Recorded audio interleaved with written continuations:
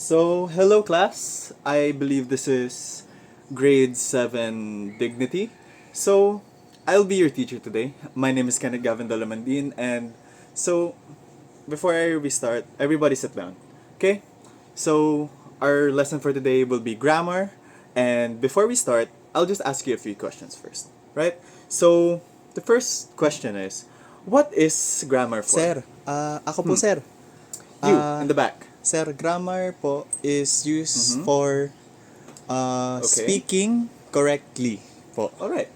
So the next question is, why is grammar so important? How about you in the front? Sir, me po, I feel like people will Okay. speak or understand us better. So what he said is actually right, no? So the last question is, why must we have proper grammar? So I'll answer this one.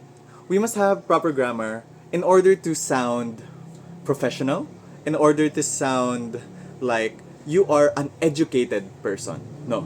So, after this class, we will be answering each and every question so that you have some insights or something to bring with you after this class is done. No?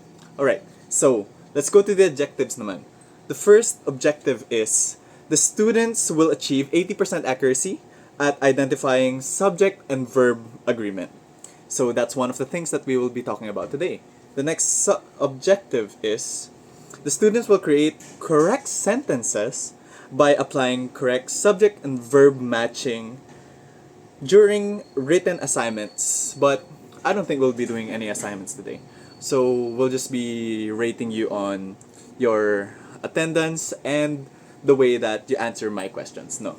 So the last one is the classroom discussion will be active student engagement, like I said a while ago, along with their effort to correct their own mistakes, will prove students understand proper grammar rules. Alright? So now that you know our objectives, let's go to our lesson proper. Alright, so for our first lesson, or for the first topic in our lesson is, what is grammar? Ano nga ba ang grammar, no?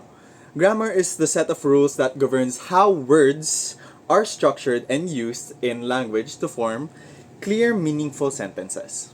So, the ergo of this means that grammar basically is something that we use in every single sentence.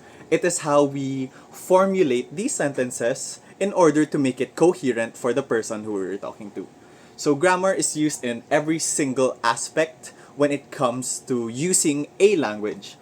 Kasi even if we use language like English in Tagalog, you can't have sentences that don't make sense. Like you're using words, but if you put it into written form or if you say it just verbally, it sounds wrong. For example, ball me give.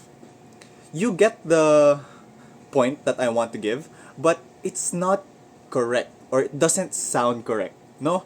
So we have grammar in order to have a system that makes you say sentences that are sounding correct or grammatically systemized in order to have more coherent and very nice sounding words. Parang nasa BPO ka, right? So now that you know what grammar is, let's go on to our next topic, which is the singular and the plural. So what we're going to be talking about here is how you must formulate your sentences based on how many subjects you have in your sentence. So singular, right? It just means that there is one thing in the sentence. Therefore, your verb must also complement that singularity. So if your subject or objects are singular, therefore your verbs must also be singular. So for example, tree, car, person, those are singular subjects. Therefore, the subject and the verb must be connected. So, for example naman, there is a car driving on the road. Or there is a car that drives on the left side. There must be a letter S because there is only a singular object, like car and drives. Therefore, it is grammatically correct. In hindsight, you must see all of the things inside the sentence to make the context correct. So you must look first at the subject and then the verb. They must match as singular or plural. On the other side, which is plural, let's say cars. There are cars that drive on the left side of the road. So if the subject is plural, therefore, the type of verb that you must use in that sentence must also be plural. Because having two S's on the subject, an S on the subject, and an S on the verb, then it sounds wrong. Like cars drives. That sounds very wrong.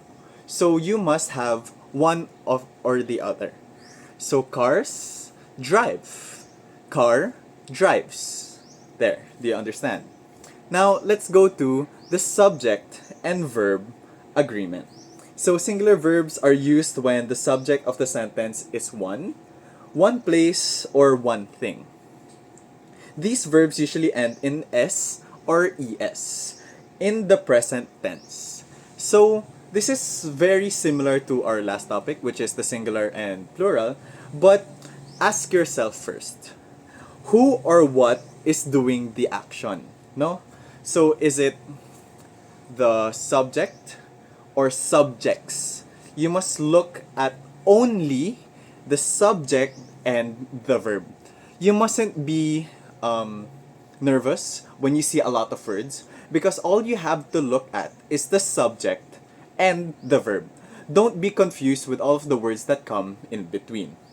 If it's just one person or thing, the verb usually needs an S, like how we said in the singular. No? So for example, he walks to school every day.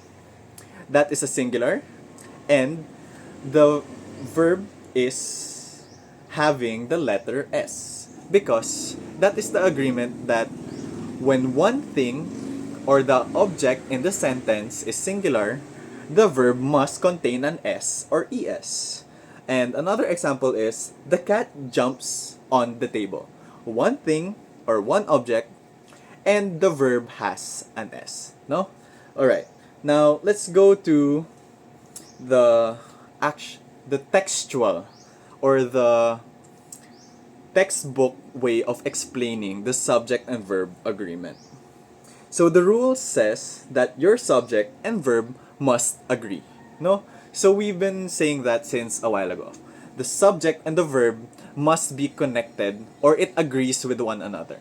So if one has an S, the other one doesn't. I mean, it sometimes doesn't come out that way, but you must see first the subject and how many or what is the count of that subject. So, if the subject is singular, the verb must also be singular, or with an S or ES. If the subject is plural, the verb must be plural. As simple as that. So, I will give right and wrong examples. The first is a right example. The teacher teaches grammar. Singular, singular object, and singular verb. It has an S, no? So the wrong one for this one is the teacher teach grammar. So let me ask you, class, what do you think is wrong with this one? Yes, that's right. So there is a singular object, which is the teacher, and a plural verb, which is teach. So it is very wrong sounding, right? So here's a tip, no? Always find the subject first. Because if you look at the subject in the sentence, no matter how many words, commas, colons, or semicolons that you find in the sentence, it will be objectively singular or plural. So if you see that the subject is singular, the verb must also be singular. If the subject is plural, then the verb must also be plural. Do not be scared or confused of how many words there are in that sentence. Because if you are, then you will mess it up. No? It's like math. Everything has a formula. So the only formula for having right grammar is to look at the subject. That's the first step. The second one is to identify if it is singular or plural. And the last step is to see if the verb connects or agrees with the subject. It's that easy, class. Huh? So, let's answer the questions that I asked kanina. The first one is, what is grammar used for? I know the person in the back has answered, and tama naman siya. But to give you an objective answer or an answer that we can all agree on is grammar is used to help us put words together in a way that makes sense. Just what he said a while ago. You must use grammar in order to have a coherent and precise sentence. You must have your words agreeing with one another in order for other people to understand what you are saying. So the second question is, why is grammar so important? Si Kuya in front, he also answered that grammar is important because it helps us communicate accurately. Like what Kuya said in the back, you must be precise, right?